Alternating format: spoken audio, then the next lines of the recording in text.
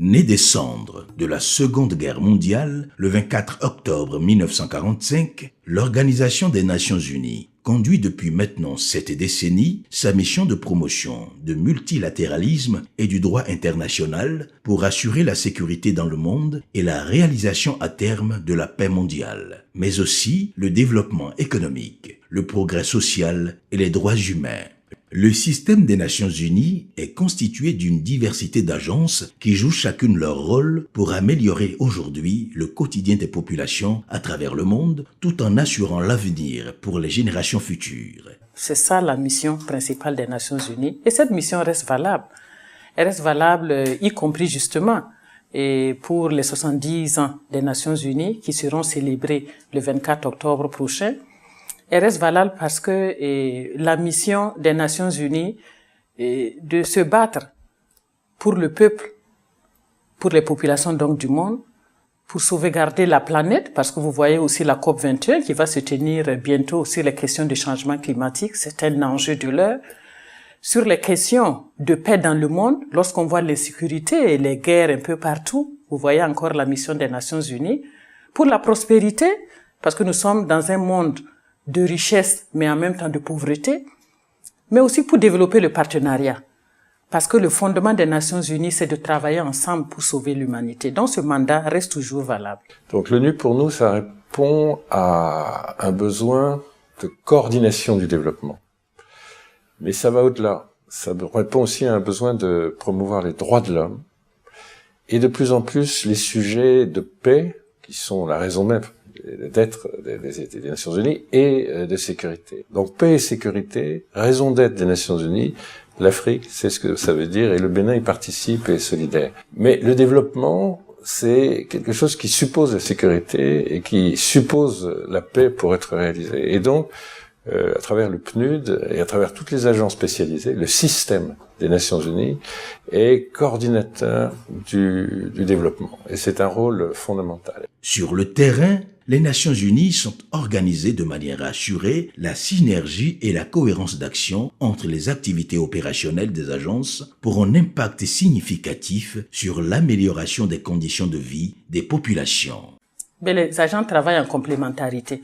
Lorsque vous voyez par exemple les 6 axes de l'UNDAF, que ce soit au niveau des questions de croissance et de création d'emplois, que ce soit au niveau de la lutte contre les vulnérabilités et la protection sociale, que ce soit au niveau des secteurs comme l'éducation, la santé, y compris le VIH-Sida, que ce soit au niveau des questions d'environnement et de changement climatique, que ce soit aussi au niveau des questions de gouvernance. Quand je parle de gouvernance, il y a toutes les questions de gouvernance politique, il y a les élections, par exemple, qui sont là, la gouvernance politique, le travail avec les institutions de la République, que ce soit au niveau de la réforme administrative qui fait partie de la gouvernance, mais les questions de genre et d'égalité des droits entre les garçons et les filles. Donc, nous travaillons effectivement dans ces axes-là avec le système d'agence chef de file. Au niveau, par exemple, d'un secteur donné, d'un domaine donné, nous avons une agence chef de file, mais d'autres agences ayant un mandat dans le même domaine travaillent en complémentarité pour éviter tout simplement la dispersion et aider le gouvernement à atteindre ses résultats tels que cela figure dans les documents comme la stratégie de croissance de réduction de la pauvreté, la vision Bénin à l'AFIA 2025, que nous avons aidé effectivement le gouvernement à élaborer, grâce effectivement à l'appui des Nations Unies en partenariat avec les autres partenaires techniques et financiers, nous pensons que nous avons pu accompagner le Bénin dans ses objectifs de développement. Le défi commun du gouvernement de la République du Bénin et de l'équipe pays du système des Nations Unies est d'améliorer ces tendances en vue d'accélérer les progrès vers les principales cibles des objectifs du millénaire pour le développement, OMD. Sur le plan de l'éducation, les Nations Unies ont non seulement œuvré pour l'amélioration de la scolarisation des filles au cycle primaire, mais surtout celle des filles vulnérables diplômées du CEP dans le cycle secondaire. L'UNICEF s'est investi depuis de nombreuses années, aux côtés du gouvernement et également d'autres partenaires, dans comment amener les filles à l'école et comment les garder à l'école. Et c'est dans ce contexte-là que on peut effectivement célébrer une réussite, puisque aujourd'hui, la différence entre garçons et filles au Bénin n'est que de 3%. Cette année, au niveau de toute la circonscription scolaire de Zakota, nous avons 13 949 garçons contre 12 124 filles. L'effectif des filles ne s'éloigne plus tellement des garçons. UNICEF nous offre les fournitures scolaires, les cahiers, des vrais dessinateurs, des bics, des crayons. Ces kits scolaires, ce sont des sacs avec des fournitures scolaires qui permettent aux enfants les plus défavorisés d'aller à l'école primaire. Donc on les donne aux enfants indigents qui vont à l'école primaire, mais nous avons aussi des kits scolaires pour les filles qui vont au secondaire et qui sont aussi issues de familles défavorisées. Garant de la promotion des droits de l'homme, le système des Nations Unies, à travers l'UNICEF, aide le Bénin à se doter d'un code de l'enfant, outil qui permettra au pays de protéger ses enfants des multiples formes d'abus, de violence et de négligence. Afin de contribuer à briser le cycle de la pauvreté et de la faim, de maintenir les écoliers dans le système éducatif classique, le système des Nations Unies a mis en place un programme de fourniture de repas scolaires à plusieurs dizaines de milliers d'apprenants en parallèle avec des activités de déparasitage. Le PAM, Programme alimentaire mondial, travaille au Bénin pour aider les gouvernements sur la lutte contre la faim. Notamment, l'objectif est pour atteindre faim zéro. C'est l'agence, le programme dans l'aspect humanitaire. Le PAM travaille sur le développement durable. Le PAM est aussi en train de travailler sur le suivi des sécurités alimentaires. Il y a 3 axes que le PAM travaille pour soutenir le gouvernement, notamment pour l'appui sur l'alimentation scolaire multisectorielle. Le deuxième axe, c'est sur la lutte contre la malnutrition, surtout dans la zone touchée avec la crise naturelle. Il y a aussi le troisième axe, c'est réduction des risques dans la catastrophe. Le PAM a déjà donné le repas aux alimentations pour les enfants. 100 000 enfants sont bénéficiés pour le repas scolaire. Le PAM aussi a aidé le gouvernement sur la politique de l'alimentation scolaire. Donc, pour qu'un jour, un repas à donner pour chaque enfant qui est à l'école. Avant l'arrivée de la cantine, on avait un véritable problème. Nous, enseignants, on passait de maison en maison pour pouvoir faire venir les enfants. Et depuis que la cantine est arrivée, les enfants, chaque matin, on les voit venir à l'école avec leur bol en main, parce qu'ils savent qu'ils auront à manger. Ça nous a beaucoup soulagés dans plusieurs domaines. Je sais que mes enfants, ils sont partis à l'école et je ne suis pas soucieux de ce qu'ils vont manger dans la journée. C'est totalement le soir que je vais m'occuper de ça. Maintenant, ça me permet de travailler correctement. Si je suis dans mon champ là, je suis à l'aise, je travaille bien. Dans sa quête permanente d'éradication de la faim au Bénin, avec l'intention de réduire de moitié le nombre de personnes sous-alimentées, le système des Nations Unies a mis un accent particulier sur la sécurité alimentaire. Je voudrais dire que le Bénin fait partie des pays qui ont atteint l'objectif du millénaire en matière de lutte contre la famine. Je dirais que nos actions se situent sur 3 axes. Premièrement, nous menons des projets pour améliorer l'agriculture au Bénin par le transfert de nouvelles techniques, de nouvelles technologies dans le secteur agricole pour améliorer la productivité, pour améliorer la qualité des produits et pour améliorer les performances économiques des exploitations. Deuxièmement, nous apportons un appui en matière de renforcement de capacité des acteurs par la formation de tous les acteurs le long de la chaîne de production agricole, également par l'appui au gouvernement pour élaborer les bonnes politiques agricoles, les bonnes stratégies. Et troisièmement, nous apportons une assistance au gouvernement, aux acteurs pour la gestion des risques, pour la gestion des catastrophes qui affectent le secteur agricole. Formation de gagnant il faut nami nuye bon formation de yo e nami atokbi gbogbo nami tirire ba nyuro À travers la FAO, nous avons pu avoir une mini-chaîne de conditionnement pour le traitement des semences de maïs. Ensuite, nous avons eu des accessoires de tracteurs tels que une charrue à 3 disques et un pulvériseur, avec aussi une remorque de 15 tonnes. À côté de ça, il y a aussi à souligner que nous avons une aire de séchage qui a été construite entièrement toujours par la FAO. Depuis que la FAO nous a appuyé en équipement pour le travail du sol surtout, nous n'avons plus de difficultés à travailler la terre. Et ça exprime le rendement. Et depuis ce temps, nous avons constaté que on a une augmentation au niveau de la production.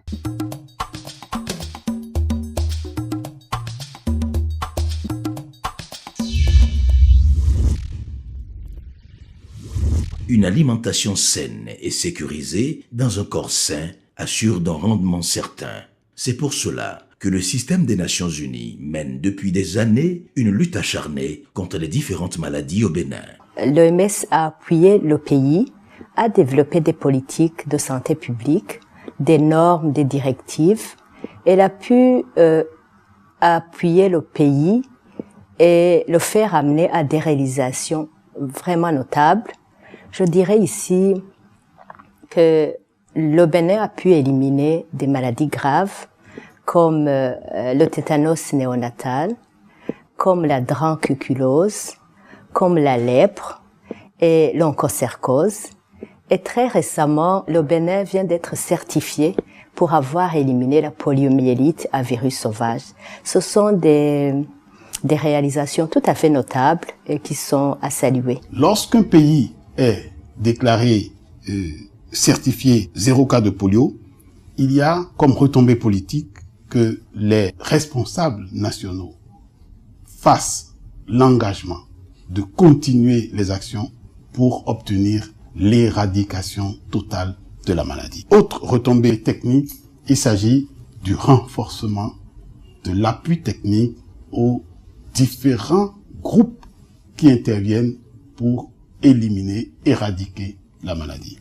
Troisièmement, les retombées sociales, il s'agit de réduction des dépenses que les populations engagent vis-à-vis de cette maladie. L'OMS a appuyé le Bénin pour préparer un plan de contingence de riposte en cas de maladie à virus d'Ebola. Et très récemment, nous avons finalisé la construction d'un centre de traitement anti-Ebola qui est déjà réceptionné par le ministère de la Santé. Dans le cadre de la vaccination, l'OMS a doté le Bénin d'un centre de conservation des vaccins qui est capable d'approvisionner tous les départements du Bénin en termes de vaccins qui sont bien conservés et au frigo, mais aussi d'un camion qui est aussi frigorifié pour pouvoir transporter les vaccins de ce centre à tous les départements qui en ont besoin. La vaccination contre le BC et la tuberculose, qui est le premier vaccin que l'enfant reçoit à la naissance, le Bénin a pu obtenir une couverture de 100%.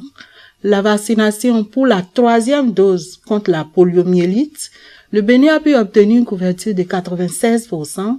Et lorsque nous prenons la vaccination contre la rougeole et la fièvre jaune, le Bénin a eu une couverture de 92%. Et enfin, lorsque nous prenons la vaccination contre le tétanos, le Bénin a pu obtenir 69%. L'OMS aussi appuie les pays, non seulement dans la lutte à la gestion des épidémies, des catastrophes, mais aussi à renforcer les systèmes de santé, pour que ce soit des systèmes de santé non seulement performants, mais résilients, surtout après le passage d'une telle crise ou d'une telle épidémie.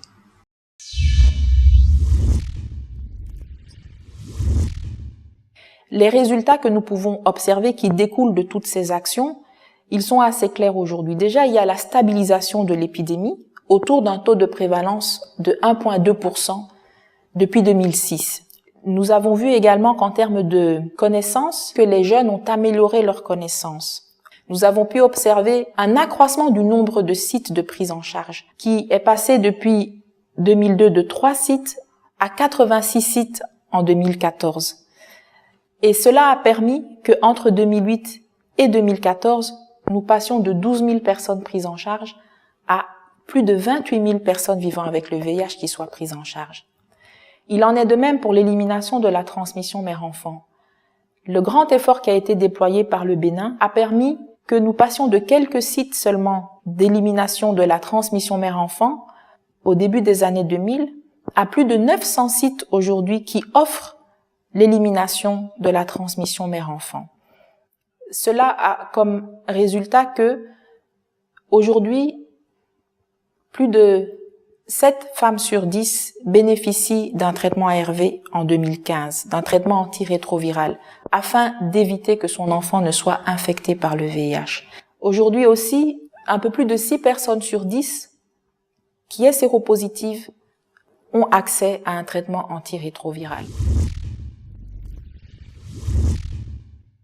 Problème mondial. La violence contre les femmes est l'autre préoccupation du SNU, Système des Nations Unies au Bénin. La violence contre les femmes résulte d'une discrimination à l'égard des femmes, tant dans le droit que dans les faits, ainsi que la persistance d'inégalités entre hommes et femmes. Dans le domaine de la violence basée sur les genres, elles surviennent dans nos communautés tous les jours. Elles surviennent aussi dans les situations de crise. Mais dans ce cadre, UNFPA s'occupe de la prise en charge médicale des cas de violence basés sur le genre. Nous travaillons étroitement avec les autres agences et aussi avec les forces de sécurité, notamment la police, pour nous assurer que les auteurs sont recherchés, réprimés, et nous faisons aussi des campagnes de prévention pour montrer en quoi cette barbarie que l'on fait aux femmes est inacceptable en plein 21e siècle.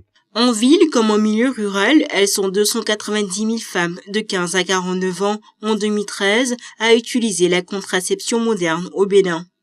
Toutes celles qui la pratiquent ont aujourd'hui atteint le résultat escompté. En matière de planification familiale, l'apport de UNFPA au Bénin depuis les 5 dernières années, je pense qu'on les chiffrerait à plusieurs millions de dollars, c'est-à-dire un milliard de francs CFA que nous apportons.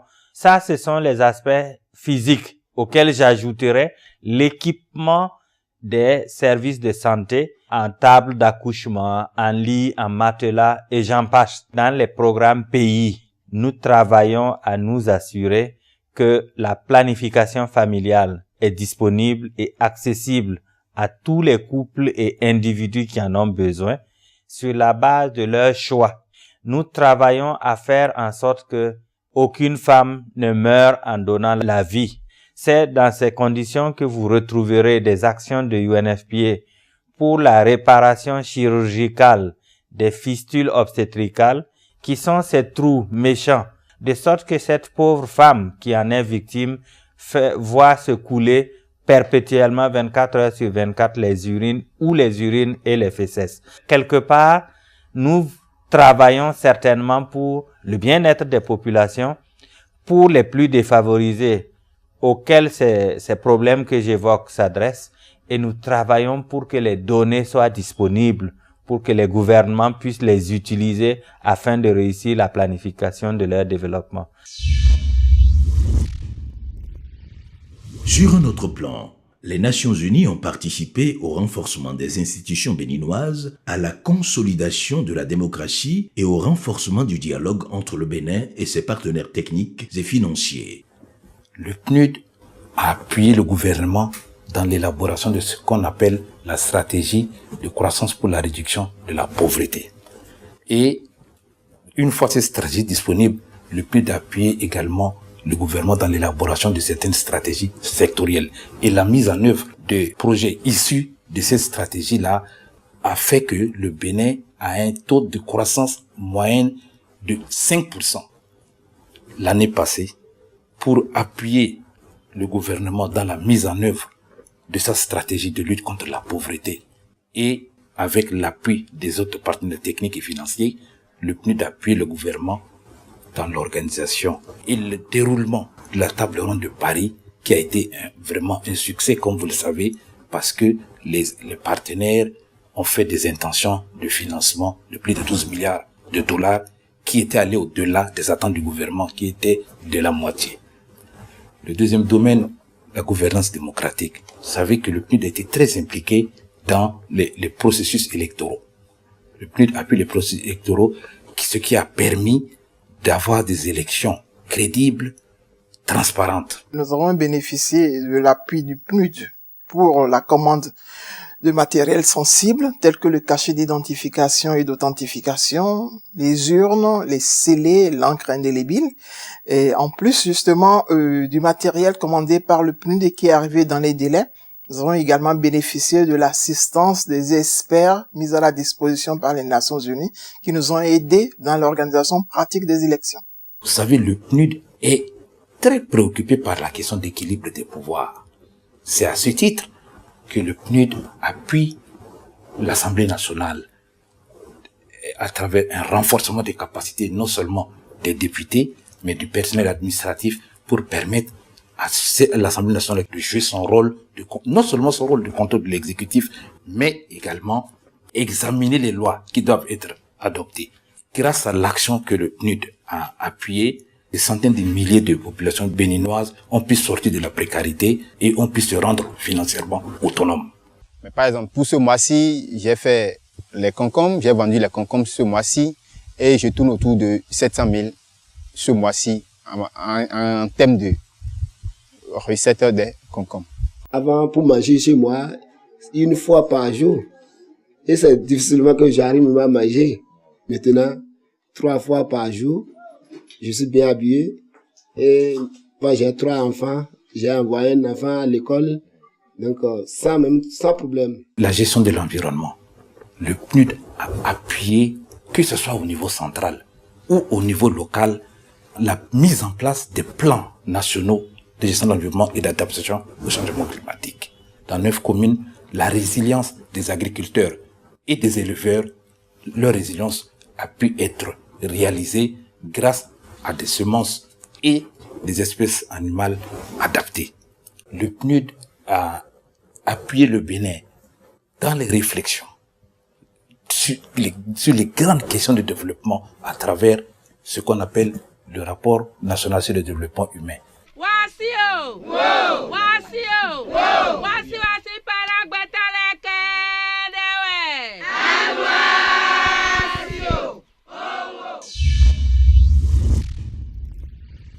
Premier pays d'Afrique engagé dans la lutte contre l'apatridie, le Bénin, confronté à la situation des réfugiés de longue durée, a mis en œuvre un processus qui a permis de trouver des solutions durables et définitives aux réfugiés demandeurs d'asile de longue durée. De l'éducation à la gestion des crises et des catastrophes, en passant par la sécurité alimentaire, le renforcement de la démocratie, l'accès aux soins de santé et la planification familiale, les Nations Unies accompagnent le Bénin dans de nombreux domaines du développement. Ces dernières années, l'organisation a mis en place un cadre d'intervention efficace qui a permis d'obtenir des résultats significatifs pour les populations. Les efforts doivent se poursuivre, mais on peut affirmer que le Bénin part déjà de bons pieds pour l'atteinte des objectifs de développement durable, ODD, à l'horizon 2030. Oui, je voudrais à l'occasion du 70e anniversaire des Nations Unies remercier d'abord les autorités du Bénin à tous les niveaux. Que ce soit le gouvernement, que ce soit les autorités au niveau législatif, en fait les autorités de l'État de façon globale. Et mon second message, c'est en direction du peuple béninois. Remercier effectivement les populations avec lesquelles nous travaillons. Je viens de réaliser la semaine passée une mission de terrain et j'ai vu la confiance qui règne entre les populations béninoises et les Nations Unies, mais j'ai compris aussi les attentes des populations. C'est pour dire que vraiment nous sommes contents parce que nos équipes qui sont sur le terrain ne peuvent pas avoir des résultats sans une bonne interaction avec les populations béninoises et aussi avec les autorités au niveau local, que ce soit les autorités au niveau décentralisé, les maires qui viennent d'ailleurs d'être élus, mais que ce soit au niveau des structures d'appui, au niveau déconcentré. Je voudrais aussi, bien sûr, remercier les partenaires techniques et financiers. Les résultats que nous célébrons aujourd'hui, sur lesquels nous allons aussi devoir travailler, ces résultats sont atteints grâce au partenariat avec les partenaires techniques et financiers. Je voudrais naturellement remercier mes collègues chefs d'agence, mes collègues chefs d'agence, la dizaine d'agences présentes au niveau du terrain, mais les agences aussi font des programmes qui interviennent au niveau du Bénin. C'est grâce à leur collaboration que nous faisons esprit d'équipe pour pouvoir avancer. Et enfin, et pas le moindre, le personnel des Nations Unies. Les plus de 300 personnes sur le terrain qui travaillent tous les jours que Dieu fait pour pouvoir vraiment garder haut le flambeau des Nations Unies. Je voulais leur dire, continuez à maintenir le cap.